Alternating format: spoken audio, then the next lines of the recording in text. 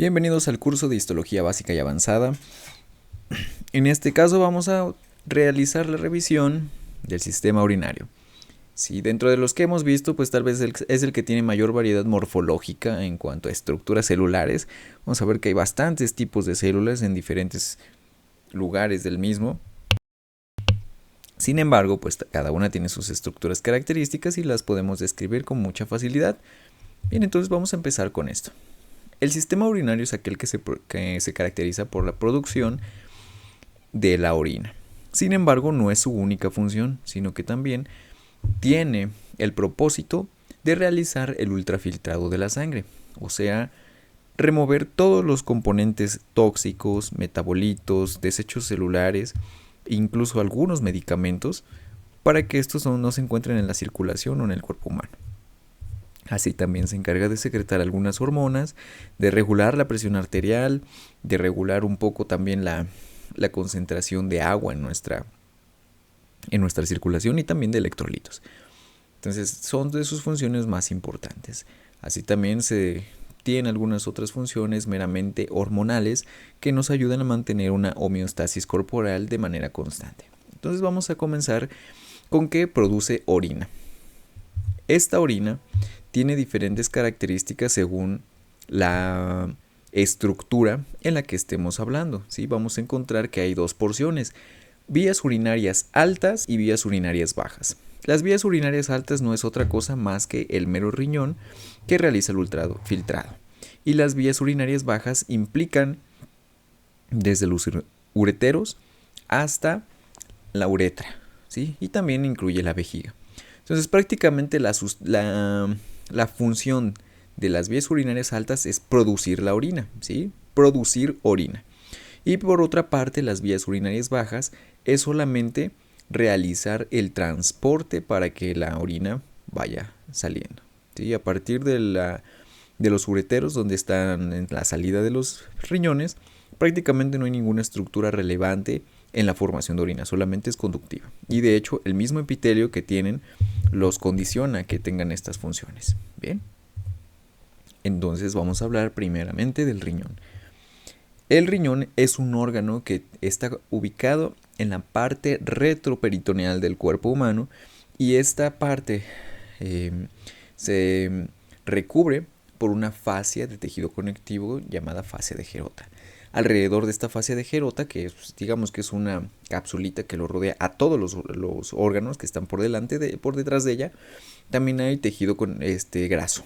Bien, ahora sí están ubicados los riñones a nivel de las últimas 2 o 3 costillas posteriores. Entonces prácticamente están en la espalda alta, ¿no? Lo que nosotros le llamamos espalda alta. Esa zona está altamente protegida y por lo tanto pues está recubierta, ¿sí? Los riñones no están tan expuestos al daño como otros órganos abdominales o incluso del cráneo también. Entonces desde ahí tenemos que el tejido conectivo que envuelve al riñón es una capa que la hace de tejido conectivo denso y regular, y tiene una estructura como si fuera una cápsula. Dicha cápsula envuelve solamente el riñón, ¿sí? Ya mencionamos la fascia de Gerota, está adelante todavía. Entonces inmediatamente acá, envolviéndolo, así como en cualquier otro órgano, esta cápsula envuelve el riñón, y con esto, entonces esta cápsula se encarga de proteger como tal al riñón. Después, la zona que está en la lateral, esta zona, se recibe el nombre de ilio, que es el lugar donde entran los vasos sanguíneos hacia el parénquima renal, ¿sí? Tanto la arteria renal como la vena renal ingresan por esa zona, y también así la pelvis renal. Esta pelvis renal es una estructura dilatada que también se puede llamar seno renal, y que se encuentra en ese lugar donde también entran los vasos sanguíneos. O sea, esta zona que les estoy remarcando es la pelvis renal. Se puede ver en los ultrasonidos, en las tomografías. Es una dilatación donde toda la orina se va concentrando.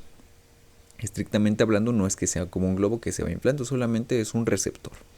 Y posteriormente tenemos los cálices, los cuales son mayores y también menores, ¿sí?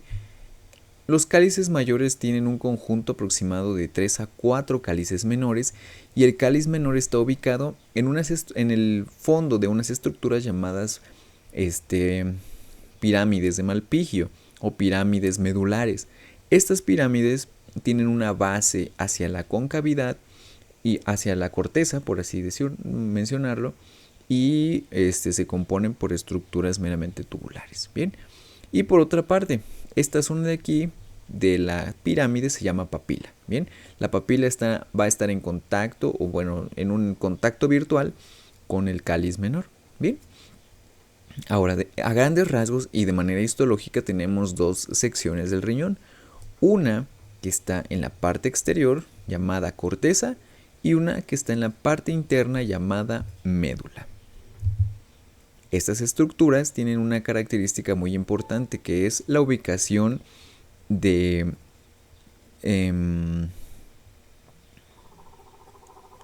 componentes tanto vasculares como de reabsorción o de producción de orina. Entonces, en la corteza vamos a encontrar arcos corticales, rayos medulares y las columnas renales. Y en la médula vamos a encontrar la base, bueno, la parte puntiforme o la punta de las pirámides de Malpigio. La base va a estar hacia la corteza y en esa punta va a estar la papila, como ya habíamos mencionado. Y algo súper importante que no tienen que pasar de cuenta. En la médula vamos a encontrar por lo general zonas de producción de orina y se llaman zonas tubulares. Y en la corteza vamos a encontrar pocas zonas tubulares, ¿sí? Sobre todo de los tipos contorneados y al corpúsculo renal. Bien, entonces ahí tenemos las dos estructuras que podemos encontrar, corteza y médula. Ahora, se menciona en los libros de anatomía que existen lobulaciones dentro del riñón. Sin embargo, para términos prácticos, estas lobulaciones corresponden a cada pirámide, teniendo de 9 hasta 16 lobulaciones. Entonces, cada pirámide es un lóbulo. Bien, vamos a ver que las estructuras van correlacionándose con estas. Entonces, en la parte de la corteza encontraremos corpúsculos y túbulos contorneados, y en la médula el resto de la parte de la nefrona. Ahorita la vamos a abordar. Bien, esta imagen está muy bonita porque nos explica fácilmente y de manera general, con un riñón que evidentemente no es de humano sino de una rata, las estructuras que podemos denotar fácilmente incluso sin grandes aumentos. Aquí pueden notar una zona donde predominan zonas puntiformes blancas, ¿sí? sin espacio, que son zonas de tubulares, ¿sí? Zonas vacías en este caso, ¿no? Se remueven con la técnica histológica. Y en la parte superior observamos una mayor eosinofilia predominante, una tinción más intensa, y eso corresponde a la corteza. Esto es médula y esto es corteza. Bien, como podemos ver desde entrada, podemos encontrar en la corteza estructuras que tienen forma puntiforme desde aquí. Obviamente cuando nos acerquemos la vamos a ver más enfocado, ¿sí? Y en la médula solamente vemos rayado, por lo que les mencionaba, las columnas y el rayado medular que van acercándose hacia la médula. Bien, por otro lado también tenemos esta zona, ¿sí? Que es una papila. Meramente la papila propiamente dicha es esta, y esta que estamos señalando de aquí abajo es la pelvis renal. Bien, estas estructuras que se encuentran en esta zona, que ya están del otro lado del riñón, que son parte de la pelvis, están recubiertas por otro tipo de epitelio, ¿sí? Y así es como las vamos a poder diferenciar.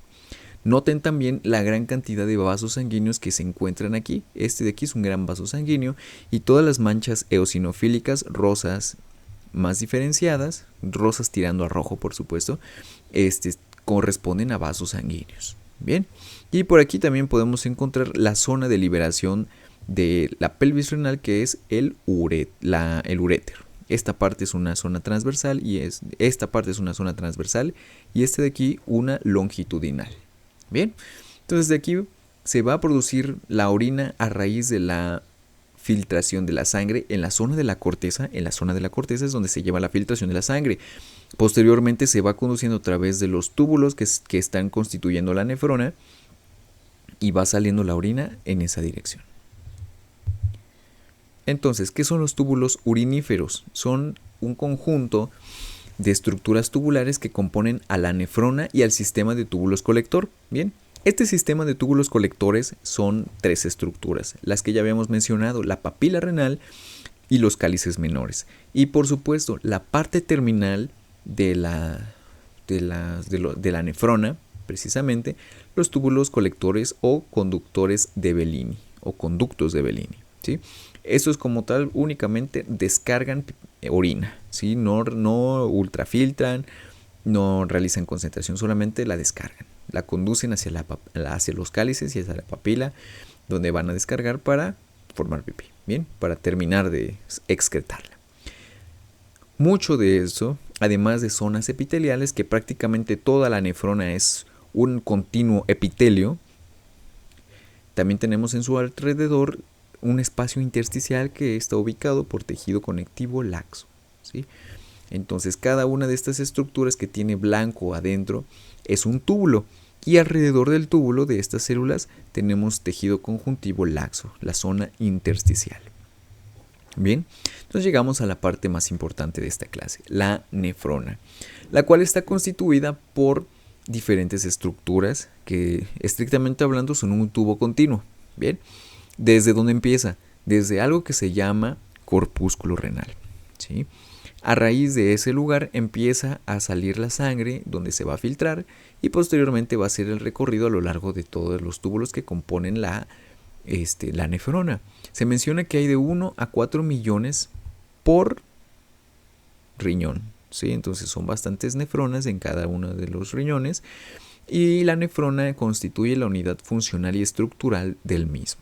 Bien, entonces el corpúsculo renal es una estructura ovoidea, o bien esférica, a veces se ve muy bonita, que constituye un confluente de vasos sanguíneos, sobre todo arteriolas. De hecho, ese es el nombre que tienen en sus vasos sanguíneos, que están recubiertas por un epitelio que va a realizar ese ultrafiltrado. Entonces, este corpúsculo renal o glomérulo recibe toda la sangre y ahí es donde se realiza el filtrado de la misma. Posteriormente, todo ese filtrado va a pasar a la cápsula de este glomérulo y va a empezar a salir hacia los túbulos. Bien, ¿qué compone esos túbulos?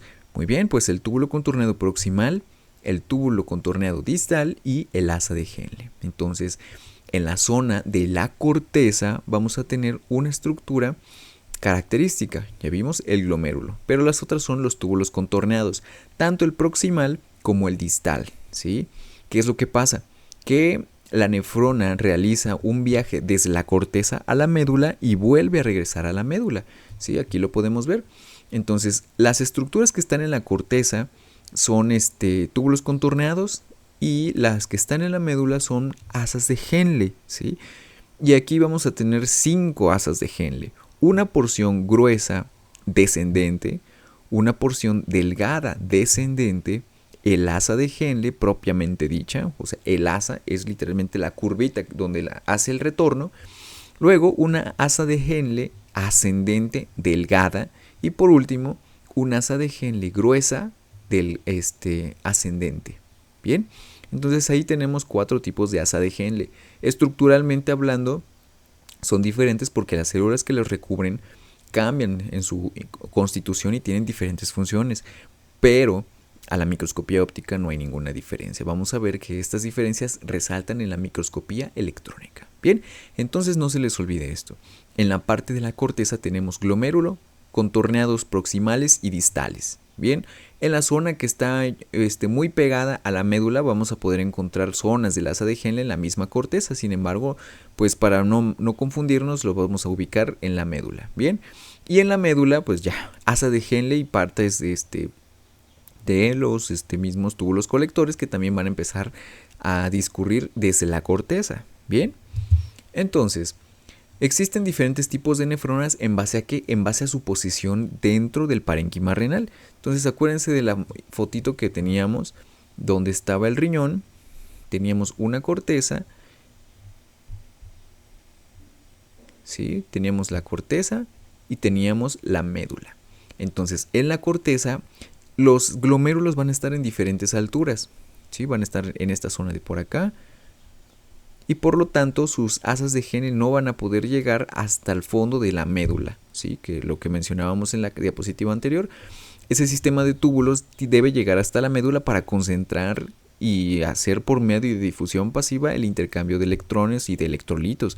Entonces, de ahí vienen los diferentes tipos de nefronas, que van a ser dos. Las corticales o superficiales, que son las que estábamos mencionando, que van a estar en la superficie, muy pegadas al contorno o a la cápsula del riñón, que son todas las que estamos viendo. Y las yuxtamedulares, que van a estar esos ovillos o esos glomérulos en la zona limitante con la médula, ¿sí? Donde vamos a encontrar la gran cantidad de túbulos uriníferos. Bien, entonces unión corticomedular. Sin embargo, ambas tienen la misma característica de hacer el ultrafiltrado. ¿Cuál es la diferencia de ambas? Que las yuxtamedulares realizan un proceso extra específico, que es la regulación de la concentración de electrolitos en la sangre y también, por consiguiente, de la presión arterial. Bien, los corpúsculos y los túbulos contorneados, entonces vamos a encontrarlos en la corteza y las asas y colectores en la médula, ¿sí? Retomando lo que vimos en la diapositiva anterior.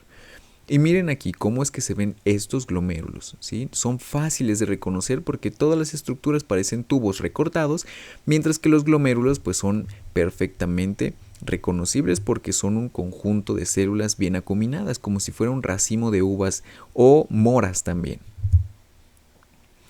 Bien, entonces, teniendo en cuenta todos estos preceptos, vamos a analizar en esta primera clase al corpúsculo renal, el cual es una estructura esférica u ovoidea, dependiendo, con un conjunto de capilares en su interior. De hecho, el glomérulo como tal es una estructura meramente sanguínea, ¿bien? Y lo que les mencionaba, tiene una cubierta realizada por células epiteliales de tipo plano simple, las cuales tienen la función de mantener una tonicidad de ese corpúsculo renal. ¿Por qué? Porque necesitan un pequeño espacio donde van a estar recibiendo toda esa ultrafiltración de la sangre.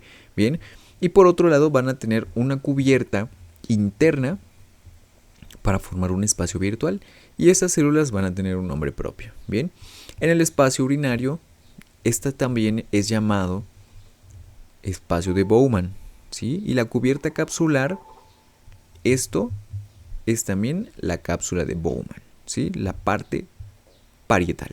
Y la otra que va a estar recubriendo los vasos sanguíneos sería la parte visceral de la cápsula de Bowman. Y vamos a ver qué nombre reciben. Otra estructura que vamos a encontrar son túbulos renales, ¿sí? Alrededor del corpúsculo. Y recordemos cuáles túbulos eran. Los contorneados, exactamente. Estos túbulos contorneados van a estar característicamente alrededor de este túbulo, ¿sí? Entonces aquí tenemos la morfología clásica de unos y aquí la morfología clásica de otros. Como pueden ver, se diferencian un poco en el tamaño celular, en la tinción, en la calidad de la luz, o sea, endoluminal de esos túbulos y por supuesto en las características tintoriales de los núcleos y del citoplasma. Bien. Y toda esta zona en la que están esos túbulos en su alrededor se le llama intersticio, lo que mencionábamos que era el tejido conectivo laxo. Bien, vamos a dejar hasta aquí esta clase y seguiremos en la siguiente.